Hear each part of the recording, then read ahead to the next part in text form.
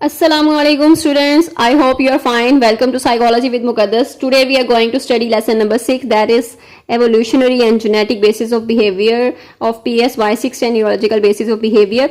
So this is about the previous lecture और ये evolutionary का topic start हो चुका है. Evolution जो है वो theory of evolution जो डार्विन की theory थी उसका जो mechanism है ये कि process of evolution कैसे हुआ, कब हुआ और क्यों हुआ, and इसकी जो है वो कैसे मतलब कि ये process जो है evolution का क्यों ज़रूरी था. तो इसमें मेन जो चीज़ है ये स्टडी करने वाली है. और जो स्ट्रगल थी हमारी एग्जिस्टेंस की स्ट्रगल थी, जो रिसोर्सेज की स्ट्रगल थी या सर्वाइवल की स्ट्रगल थी, वो इसी वजह से ये एवोल्यूशन का प्रोसेस हुआ. और डार्विन ने ये थ्योरी ऑफ एवोल्यूशन दी थी कि हु विन्स द बैटल, कि किसने जो है वो बैटल विन की है. यानी जो आपकी जो स्पीशीज़ जो है वो स्ट्रॉन्ग होगी वो जितनी भी एनवायरनमेंट में चेंजेस आ रहे हैं उसको सफ़र कर सकते हैं, वो उसको फेस कर सकते हैं उन चैलेंजेस को. तो उनमें जो है वो एक अडेप्टेशन आ जाएगी, वो अडेप्ट कर सकते हैं अकॉर्डिंग टू द इन्वायरमेंट. तो they can change their self according to environment. तो दैट्स वाई वो जो है वो फिट होंगे सर्वाइवल के लिए.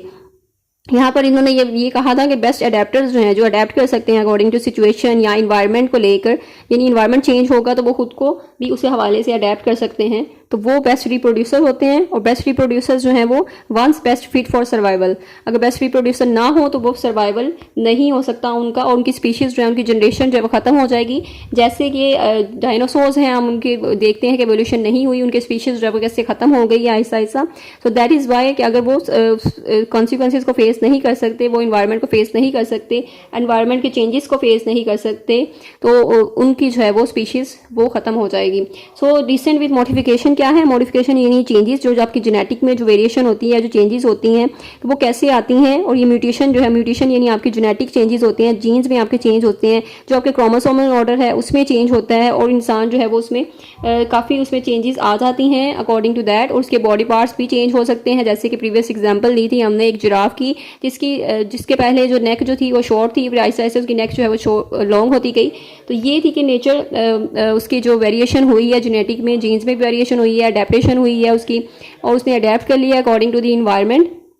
And that's why they are successful in survival. So यहाँ पे नेचुरल सिलेक्शन है.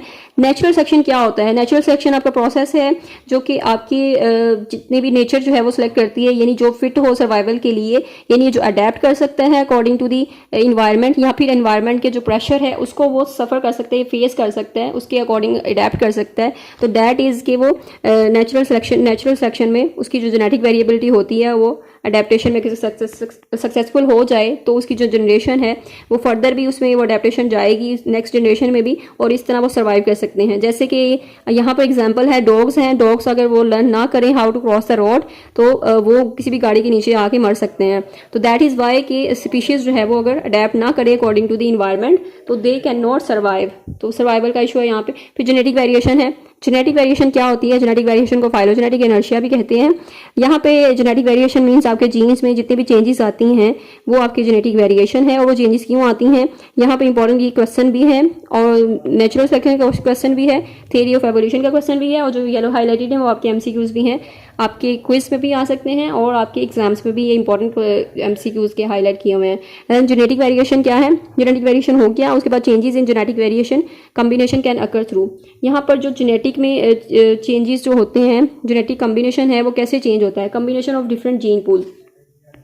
तो यहाँ पर देखें जो combination of different gene pool है, यानी कि डिफरेंट जीन पूल को हम कैसे कंबाइन कर सकते हैं. इंटररेशनल मैरिज होती हैं जो कि आउट ऑफ फैमिली होती हैं, आउट ऑफ रिलेटिव्स होती हैं, अनरिलेटेड इंडिविजुअल्स की होती हैं. तो दैट इज़ कि वो हमारा जीन पूल जो है वो इंक्रीज़ होगा. जीन पूल इंक्रीज़ होगा तो आपके पास जो जेनेटिक वेरिएशन आएगी और आपकी जो जीन्स के डिफेक्ट्स हैं वो काफ़ी कम होंगे, जो जेनेटिक डिसऑर्डर्स हैं वो कम होंगे, जो कि अक्सर हमें देखने को मिलते हैं जब फैमिली में मैरिजेस होती हैं, जब आपकी रिलेटिव्स में मैरिजेस होती हैं. तो इस तरह ये जो साइंस है इसको साइंस ने इसको डिस्करेज किया है अब, और वो कहते हैं कि आउट ऑफ फैमिली या आउट ऑफ रिलेटिव्स मैरिजेस को उन्होंने अप्रिशिएट किया है बिकॉज ऑफ दैट कि जेनेटिक जो है वो डिसऑर्डर की उसमें जेनेटिक डिसऑर्डर्स जो हैं उनकी जो है वो बढ़ जाती है, उनके चांसेस बढ़ जाते हैं कि वो हो सकते हैं.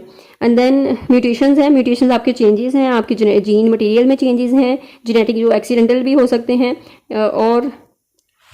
और जो आपके ये चेंजेस होते हैं वो combination new combination of genes बनाते हैं। देन सर्वाइवल ऑफ फिटेस्ट जो है ये डार्विन का कॉन्सेप्ट था, यानी कि जो जनरेशन जो है वो स्ट्रॉन्ग होगी, जो फेस कर सकती है कॉन्सिक्वेंसेस को या इन्वायरमेंटल प्रेशर को फेस कर सकती है, ठीक है, तो वो ही सर्वाइव कर सकती है। जो फिटेस्ट जनरेशन है जो प्रोपेगेट कर सकती है तो वो सर्वाइव करेगी जनरेशन, और बाकी की जो है वो सर्वाइव नहीं कर सकती।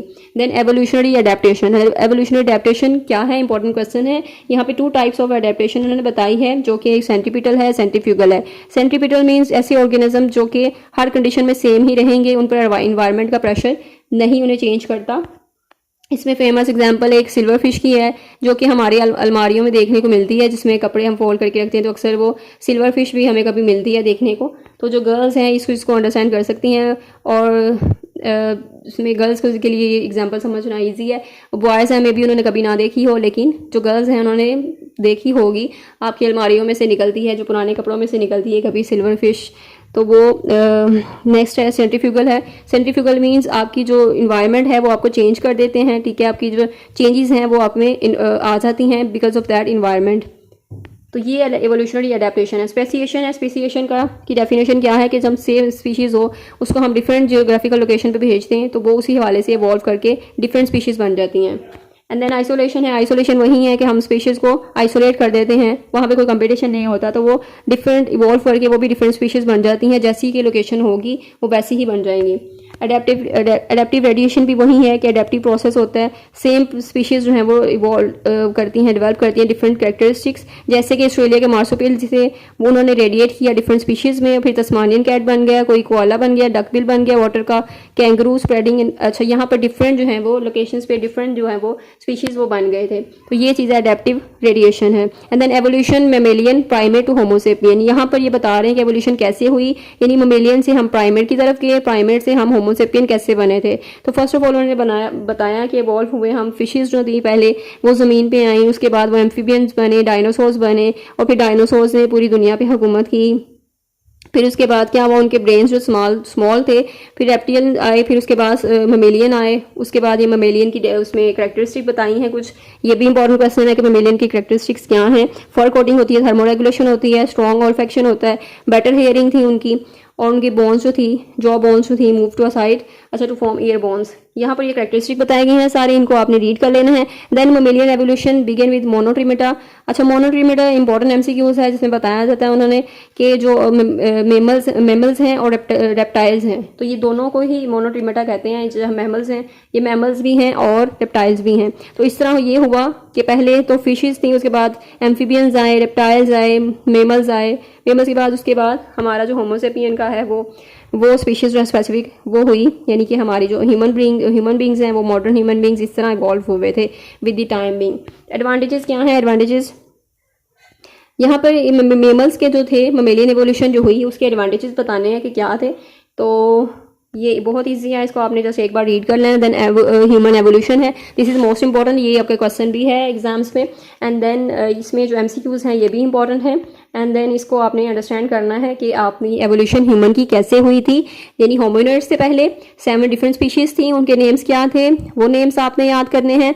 एंड देन पिथेकैंथ्रोपस है, यानी कि उनकी जो एवोल्यूशन कैसी हुई, वो मैनएप थे, केज में रहते थे, स्टोन टूल यूज़ करना शुरू किए उन्होंने। एंड देन नींदरथल है, वो रिमेन जो है वो फाउंड नींदर वैलेस में इन जर्मनी, यानी कि वो नींदर वैले जो है वो जर्मनी में पाई जाती है, वहाँ पे वो थे।